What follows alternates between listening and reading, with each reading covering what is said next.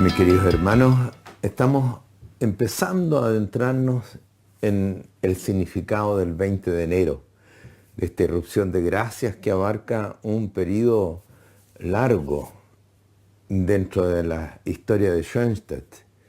Se inicia el año, podríamos decir, 39, y luego el padre, por así decir, lo concluye en una jornada, no lo concluye como hito, sino que se cierra el periodo, por así decir, una explicación que da el padre sobre el 20 de enero en la jornada de octubre de 1950. Vimos el contexto sociopolítico, el contexto de lo que pasaba en Alemania, en la iglesia, y ahora nos toca abordar ya directamente el contexto inmediato del cual surge el 20 de enero, y en primer lugar el Jardín de María, que es como el primer paso. ¿Se recuerdan ustedes por lo que vimos en 1937? Pío XI publica la encíclica Mit brennender Sorge, que se introduce en Alemania y se reparte clandestinamente, no se podía hacer de otra forma. La Gestapo controlaba todo, burlan a la Gestapo y se lee simultáneamente en todas las parroquias. Y esto, por cierto, enfurece a Hitler y empieza con una represión ahora respecto a la iglesia muy fuerte. Antes había sido especialmente frente al pueblo judío. En 1939 ya ha pasado bastante, digamos, en la iglesia alemana y en Schoenstatt, ha tenido que bajar a las catacumbas. Entre abril y mayo de 1939 sucede algo especial, porque los nazis piden que se desaloje la casa de estudio, la actual universidad que tienen los Palotinos arriba del valle, para instalar ahí una escuela nazi, para la juventud nazi.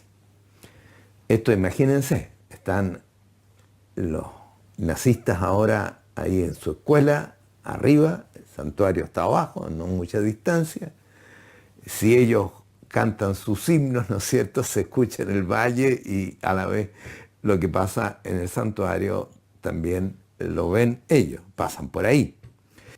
Eso hace que se produzca una corriente, una necesidad, diría yo, vital de proteger el santuario, proteger Schoenstatt. De repente los nazis nos borran, digamos, y se realiza el famoso acto del santuario, donde las hermanas rodean el santuario tomadas de las manos, así, el padre está adentro, y le piden y se ofrecen al Señor y a la Mater en el espíritu de la inscripción para que proteja a Schoenstatt. Eso es un acto significativo que va unido ya a el esfuerzo que hace el padre Kentenich de que nos vayamos preparando como Schoenstatt a lo que viene, cada vez iba a ser peor. Él habla del poder en blanco, de coronar a la Mater, y eso lo hace especialmente en la segunda acta de fundación. Ha hecho viajes a Suiza a predicar retiros y allá escribe la segunda acta de fundación, donde habla justamente también del poder en blanco, de la necesidad de asumirlo como vida de alianza, una perfecta entrega a María en ese espíritu. El 18 de octubre, decía, es la fecha de la segunda acta de fundación, y poco a poco va tomando cuerpo esto en Schoenstatt, sobre todo, yo diría, en las hermanas, en las comunidades de mujeres, la federación, y en los padres que están más cerca del padre Kentenich. Piense todo lo que está pasando alrededor. O sea, yo antes le decía, se había reducido, en ese sentido no podía parecer mucho, y no eran tampoco muchos, ¿eh?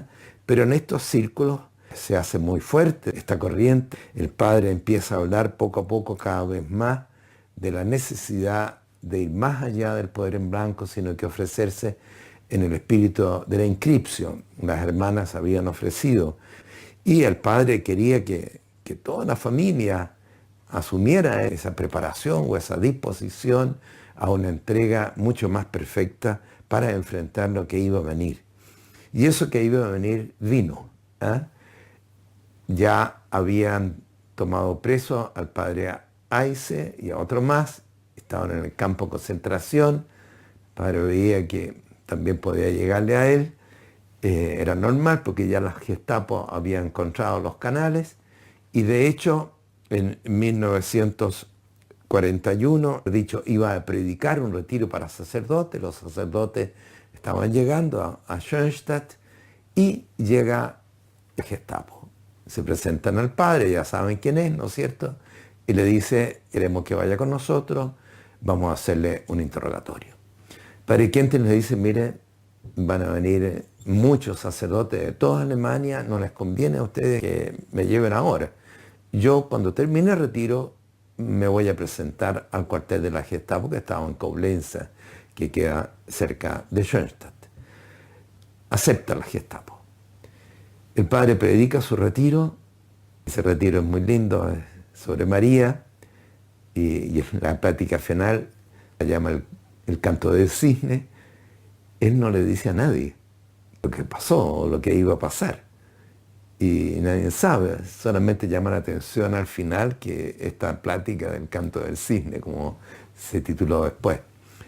El padre, de hecho, terminado el retiro, toma sus cosas, le avisa a un par de personas, pone su traje más viejo, digamos, y va al cuartel de la Gestapo en Koblenz. Y ahí le hacen el interrogatorio. Todos sabemos esta historia, no me voy a detener en esto porque si no estaríamos, no sé, días hablando de todo lo que está pasando, que es tan denso. Lo dejan ahí un mes. Conocemos la historia, ¿no es cierto? Sin luz, le pasan comida, no sale, húmedo. Era la tortura que hacía la Gestapo para liquidar psicológicamente a las personas. Y resulta que el padre, después del mes que está ahí en esa mazmorra, sale bien, sale tranquilo. No, había tenido, dijo, como tiempo de tener un buen retiro. ¿Eh? Bueno, era un hombre increíble en ese sentido. Digamos, Dios lo permite, Dios lo quiere, lo enfrenta con tranquilidad. Esto, digamos. ¿Eh? La Gestapo se siente admirado y sobre todo cuando lo llevan a la cárcel ahora de Koblenz y llega una persona especial porque había estado justamente en esta prueba y estaba bien. Bueno, en la cárcel de Koblenz, ¿qué pasa? Evidentemente toda la familia, imagínense cómo están, no saben del padre, está preso, están bajo la Gestapo y llega a la cárcel de Koblenz y se da la posibilidad que se establezca un contacto epistolar.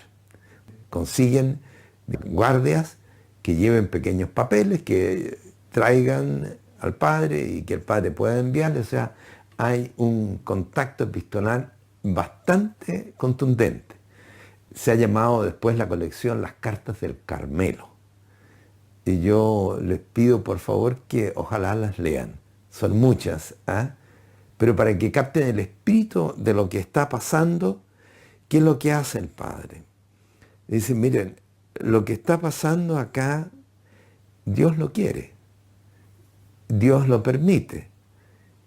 Y es la oportunidad que se nos da para mostrar que Schoenstatt es realmente una obra de Dios. Tenemos que tomar en serio la alianza de amor y ofrecernos a la Mater en ese espíritu. Yo voy a ofrecer mi libertad, el estar preso, por la libertad de la familia, en el sentido de la libertad de los hijos de Dios. O sea que la familia, las hermanas, los padres, los que estaban, digamos, que sabían de esto, le dice, para que la familia logre la perfecta libertad de los hijos de Dios, o sea, la santidad, para que se muestre una vida de Schoenstatt realmente profunda. Y yo con gusto ofrezco al Señor y a la Mater mi libertad por ustedes. Ustedes ofrezcanla por mí. ¿Eh? Y así, cuando ustedes tomen en serio la inscripción, yo voy a salir libres. Ese es el espíritu que se empieza a generar y que el padre desde la cárcel empieza a fomentar. Imagínense la familia, lo único que quiere es que el padre salga libre. Y empiezan trámites por varios costados, digamos. El que más resulta es en contacto con el médico, porque sabían que los que estaban en la cárcel eran mandados a campo de concentración. Entonces imaginaban, el padre está en la cárcel, va a terminar en el campo de concentración. ¿Cómo lo impedimos? Y ahí toman contacto con el médico, le dicen al médico, el padre queremos que lo declare inepto para el campo de concentración, le pedimos que lo declare inepto porque tiene un problema en el pulmón y la familia, y etcétera, etcétera, lo necesita. El médico dice que bueno, que se presente. Y aquí empieza algo bien especial, ¿no es cierto?, que va a terminar en la decisión del 20 de enero. Pero sucede algo entre medio, que es de suma importancia.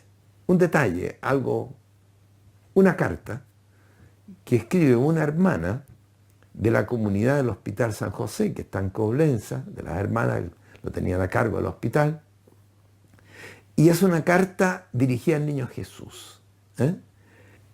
La hermana le muestra la carta a la hermana superiora, la hermana superiora se la hace llegar al padre, y el padre la recibe en Navidad. La lee y ve en esa carta un signo de Dios y reacciona y le da una respuesta. Yo voy a leerles la carta porque es muy importante. Ambas cartas. Tal vez hacemos una pequeña pausa y después seguimos.